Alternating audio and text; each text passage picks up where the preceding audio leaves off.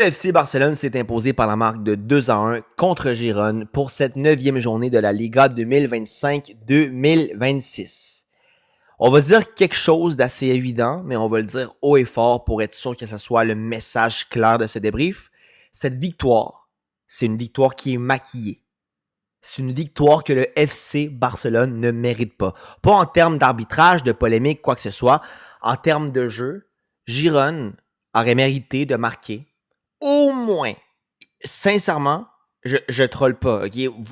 Vous allez peut-être percevoir ça comme du sarcasme. C'est pas du sarcasme. Girone méritait de marquer au moins 3 buts en première mi-temps. Au moins. Gros minimum. 4, 5, c'était quelque chose qui était possible. OK? Qu'est-ce que je veux dire? Le système défensif de Flick s'empire de match en match. Le PSG a fait saigner le Barça. Tu peux l'acheter. Séville a fait saigner le Barça. Même si c'est pas Séville 2015, mais ça reste que Séville, OK, c'est quelque chose. Mais maintenant, Girone est capable de percer le schéma tactique de Flick comme ça. En première mi-temps, il y a eu 3 échappées de l'équipe qui visitait le stade du FC Barcelone. 3. Des 1 contre 1. Un arrêt de Chesney, si je me souviens bien, un poteau et aussi un raté total. C'est pas normal. C'est pas normal. Tu te dis que contre le PSG, c'est une coïncidence, contre Séville, c'est une coïncidence, mais contre Girone, il n'y a aucune excuse. Aucune excuse. De un, c'est pas l'équipe qu'il y avait il y a 2 ans. Et aussi, ils sont 19e du classement. Girone, c'est une équipe qui va probablement devoir lutter contre la relégation.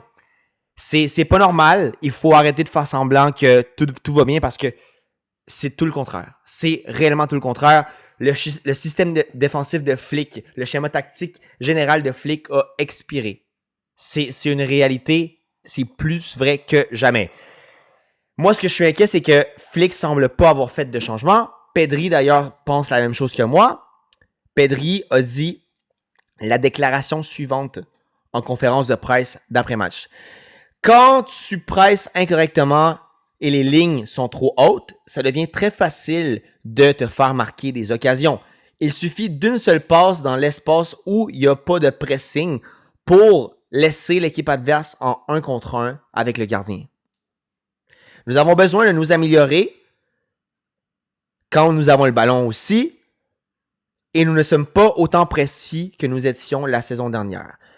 Sincèrement, je suis en accord avec tout, à part avec ce qu'il a dit en dernier, parce que oui, ça dépend aussi du Barça. Le Barça joue pas bien à 100%. Il y a beaucoup de pertes de balles en attaque, effectivement, qui font des contre-attaques assez faciles aux équipes adverses. Mais aussi, quelque chose de très important que j'ai mentionné dans mon débrief antérieur, c'est que la saison dernière, ce schéma tactique-là était autant efficace contre les équipes adverses parce que c'était un schéma tactique qui était surprenant.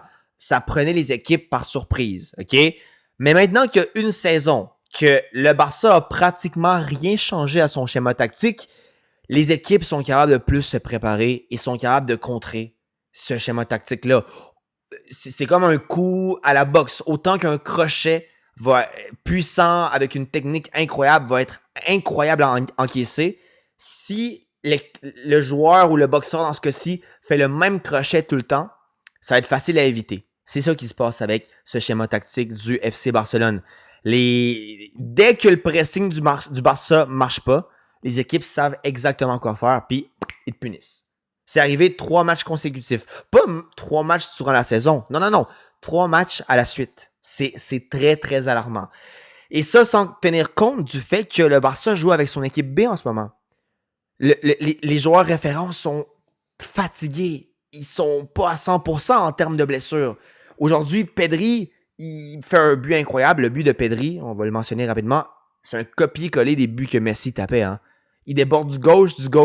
Après ça, il fait un petit tir croisé. Puis c'est pas un tir qui est incroyablement fort. C'est un tir qui est très bien placé. Puis ça fait un but incroyable. Pedri, but de fou. Le but aussi de Witsel était incroyable. Mais si on reste concentré sur les joueurs du Barça, Lamine n'est pas à 100%. Lamine ne fait pas un mauvais match, il fait pas un bon match non plus, mais tu vois que Lamine n'est pas à 100%. Flick le change pour ça.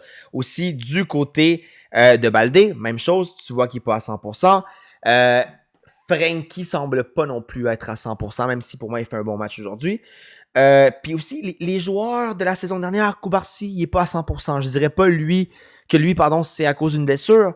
Eric Garcia est en montée cette saison. Eric Garcia, bon match encore une fois de lui aujourd'hui. Baldé, on l'a dit. Koundé, En termes de physique, il semble être à 100%, mais Koundé, c'est incroyable.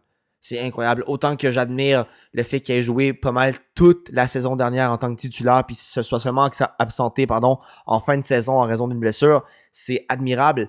Mais là, cette saison, il commence à faire la même chose qu'il faisait il y a 2 ans.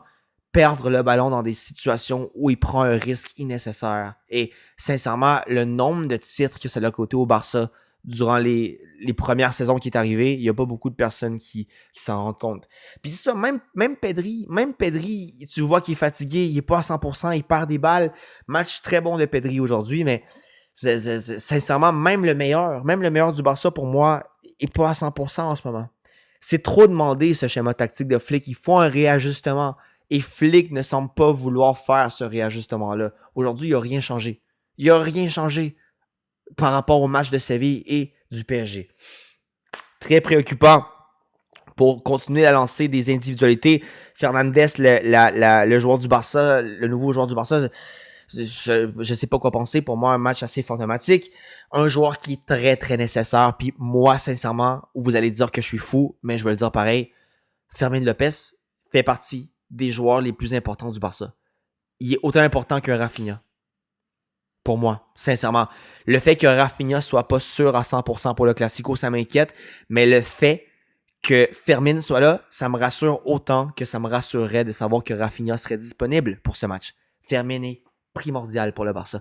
Primordial pour ce schéma tactique-là, d'ailleurs. Dès qu'il rentre sur le terrain, il tente des tirs que tu te dis, pourquoi il tente ces tirs-là? Mais il prend le poteau. Il gagne des corners. Il tente des pressings que tu te dis pourquoi il court à ce ballon-là. Hop, puis il gagne une touche. Fermin est nécessaire. Fermin a la même mentalité, la même, on va dire, sensation quand tu le vois jouer que Gavi te donne. Puis Gavi, son absence se fait remarquer aussi à Gavi. Hein, c'est tragique. Bref, Fermin, sincèrement, très, très nécessaire. Puis Fermin, moi, je pense que ça peut être un joueur générationnel. Il n'y a pas beaucoup de personnes qui le voient briller parce que c'est pas le genre de joueur qui va dribbler 4-5 joueurs comme Lamine, mais Fermin, c'est une pépite. Fermin, il faut le garder très, très proche. L'offre de Chelsea, je pense à, je me souviens plus, 40 millions, c'est une vraie blague. C'est une vraie blague. Ensuite de ça, bon, Gerard Martin, la même que d'habitude. J'ai rien à dire par rapport à ça. Bargi, premier bon match qu'il fait pour moi aujourd'hui. Il fait pas un match excellent, mais premier bon match. C'est intéressant de le voir quand même progresser. Flick, visiblement, lui fait confiance. Il doit avoir quelque chose qu'il fait à l'entraînement que nous, on voit pas. Donc, bref, on va finir avec une individualité qui s'appelle Monsieur le Bouc émissaire, Ronald Araujo. En post-match, en entrevue, Flick a déclaré qu'il n'y avait pas de neuf. Évidemment, Ferran est blessé. Lewandowski est blessé. Puis il a demandé à Araujo, est-ce que tu peux aller jouer en attaque? Et supposément, selon Flick, Araujo a dit, sans hésiter, oui, je vais tout faire pour l'équipe. Il fait ce choix audacieux et ça marche. Araujo qui marque le but gagnant à la 92e minute. Sincèrement, je suis content pour Araujo parce que c'est la justice. Pour moi, Araujo a été bouc émissaire d'une manière injuste durant plusieurs matchs. Depuis qu'il a fait cette erreur contre Barcola, qui est une erreur. Depuis qu'il a fait son erreur contre Acerbi, qui est une erreur. Les gens font semblant que c'est l'erreur du FC Barcelone des dernières années, puis c'est totalement faux. Araujo, en termes de, on va dire, balance, il a fait beaucoup plus de positifs que de négatifs à l'équipe. Comme je dis, c'est la victime facile pour dire coupable. C'est pas lui le coupable. C'est même pas lui le principal fautif du match de l'Inter. Dani Olmo est encore plus fautif. Chesney est encore plus fautif de la double confrontation. Mais comme tout le monde regardait ce segment de match-là, tout le monde va dire que c'est Araujo. Puis aujourd'hui, Araujo, il démontre à quel point il aime le club, à quel point c'est un joueur qui est fort mentalement. Puis moi, je vous dis, Araujo, il y a beaucoup de personnes qui vont lui demander pardon. Je vous le dis, moi j'ai confiance pleine en ce joueur, sincèrement. Donc c'est cool de voir Araujo comme ça, évidemment, c'est un recours de dernier de dernier souffle, hein, de le mettre neuf. Il va falloir trouver une alternative pour le Classico. Moi j'ose croire que Ferran va être disponible, mais si c'est pas Ferran, je pense qu'il va tenter un Rashford. On va voir qu'est-ce qui va se passer, mais moi j'espère voir des changements, au moins dans le match de Ligue des Champions. Je suis très inquiet, puis sincèrement, si Giron s'est généré 3 occasions comme ça devant le gardien, qu'est-ce qui va se passer quand ça va être Vinicius? Qu'est-ce qui va se passer quand ça va être Mbappé? Je sais pas. Je suis inquiet pour le match du Real. Le Real, pour moi, c'est pas une équipe qui est impressionnante cette saison, mais le problème du Barça, c'est très, très, très difficile. Encore plus difficile. On va terminer avec une polémique, en fait des polémiques arbitrales. Pour moi, il y a un penalty non sifflé pour le Barça. Il y a un potentiel but qui pour moi est annulable, mais moi, sincèrement, si ça avait été une autre équipe, je pense que le but n'aurait pas été annulé. Donc moi, je pense que l'arbitre a pas été très juste avec le Barça aujourd'hui.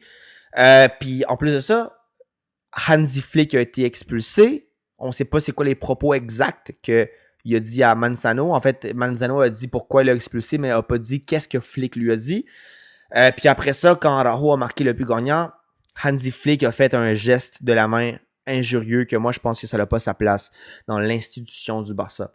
Parce qu'il y a beaucoup d'équipes où vraiment le respect, c'est pas leur valeur principale.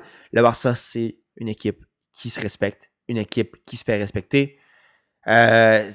Flick peut pas montrer l'exemple comme ça. Flick, surtout quand c'est une équipe jeune et impressionnable, avec des Lamine, avec des Baldé, avec des Fermin, des Pedri. Il faut qu'il montre l'exemple. C'est quelque chose de malheureux qui ait fait ce signe-là. Puis, s'il se prend des matchs de suspension, je pense que ça va être justifié. Mais bon, il sera pas là au Classico, c'est pas si grave que ça. Il va quand même être là en termes de cerveau. Évidemment, il va donner ses tactiques à son entraîneur adjoint. Mais ce dernier chapitre du match, moi, je pense que c'est un chapitre à oublier. Puis je pense qu'il devrait demander pardon ou il devrait au moins dire dans le vestiaire que c'est quelque chose qu'il regrette. Bref, c'est tout pour le stream d'aujourd'hui. On se voit demain pour un prochain. Évidemment, merci beaucoup à ceux qui se sont abonnés à la chaîne YouTube. On est maintenant 100 abonnés. Donc, merci à vous. On va continuer le projet des débriefs, aussi le projet de FC26. Donc, tout ça, c'est grâce à vous. Et je vous dis à demain pour un prochain débrief. Mais si c'est pas demain, ça va être une prochaine fois. À plus.